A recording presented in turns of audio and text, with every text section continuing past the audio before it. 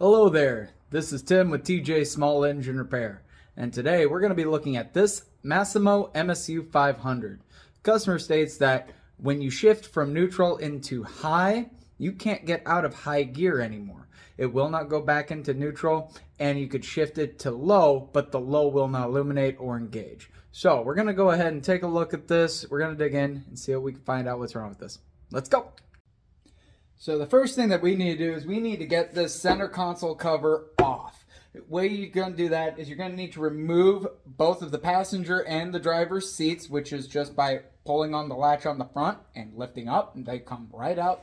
You throw them in the back of the bed there, and then this will be able to come out. And how you do that is pull on the parking brake up, engage it, so that way it frees it up. And then all you're going to do is you're just going to lift on the front, and it pops right out.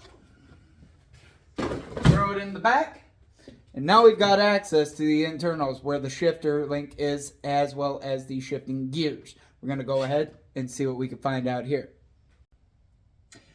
Now we're going to go ahead and confirm the customer complaint, which is that when you go from neutral into high, it has a hard time coming out of high. It's also having a hard time going into low. So let's go ahead and see what we've got here. We're going to look at the gauge right here and see what it tells us here. And I'm also going to be feeling in here and seeing if everything goes in smoothly. Let's go into high. That went in pretty smooth. Let's go into low. Okay, yeah, it's... Okay, that's not good. Go back to high. Okay, not... This is neutral, but it's not engaging the neutral. Yep. So we definitely have an issue happening with this linkage, or there could be something going on with the shifting gears themselves. So let's go ahead, let's crack this thing open and see what we can find out.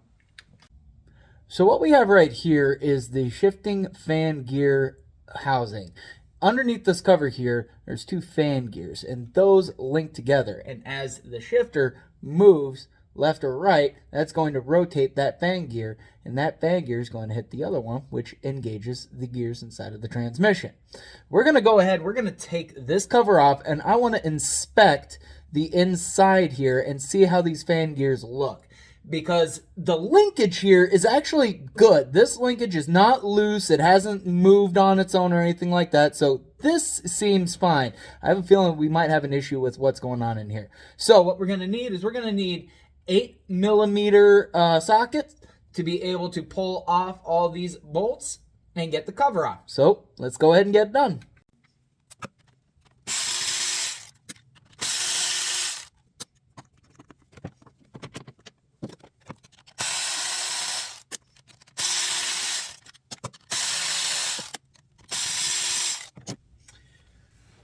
Alrighty, let's go ahead and take the cover off and see what we've got inside.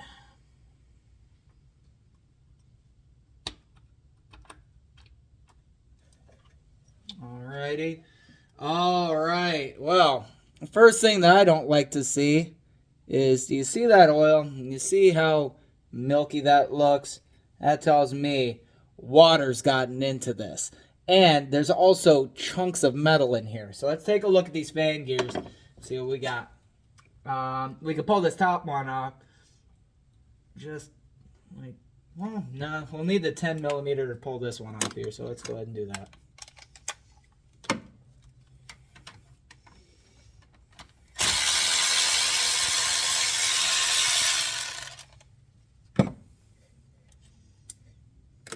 Alrighty. Yep.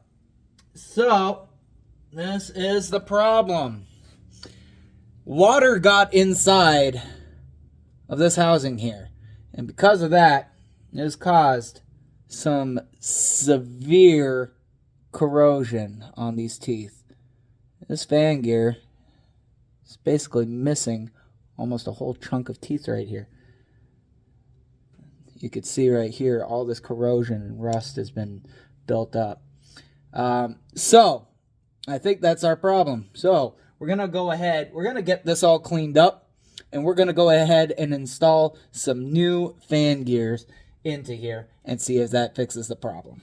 So because we've determined that water is the cause of the damage to those fan gears, we're going to go ahead and we're going to replace the gasket as well as the O-ring on the cover, so that way we eliminate any possibility of water getting back into the fan gear case again.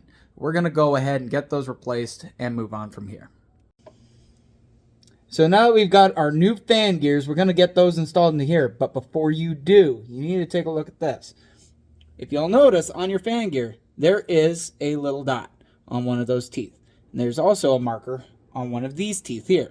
What you're going to want to do is you're going to want to align them so that this meets up. And if you rotate it, notice it makes a full, even fit.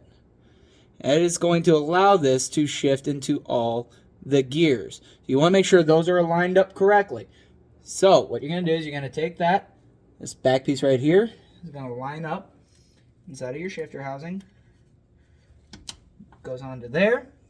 And then you're going to take this, put it into the top, and again, you're going to line those gears up. Now that those have been aligned, we can go ahead, take our bolt, reassemble everything back together, and test the shifter. So let's go ahead.